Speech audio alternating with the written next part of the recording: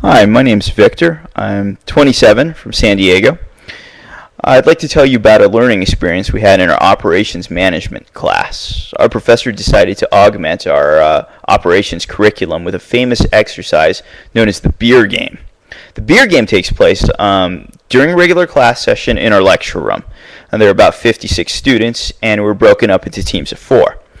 Together, these 4 students sat in a line and formed a supply chain whose purpose is the manufacture and sale of beer. The first student is the retailer, who receives orders directly from consumers. The next person is the wholesaler, followed by distributor, and ending with the actual manufacturer of the beer. Now, information on what the consumer is going to buy is only revealed to the retailer, who passes back resupply orders slowly down the supply chain. Product moves from the other end of the chain, the factory, slowly up to the retailer. Now, there's a time lag because of how this information moves and because of how long it takes to ship from point to point on the supply chain. Because of this, things start to get really chaotic really quickly. A whiplash effect builds as each player further down the supply chain, that is, further away from the consumer, tries to adjust to the lack of information by placing larger and larger orders to get ahead of consumer demand. The twist is that the game is set up so that demand is nearly constant, but the lack of information and the lack of coordination between members in the supply chain causes things to spiral out of control.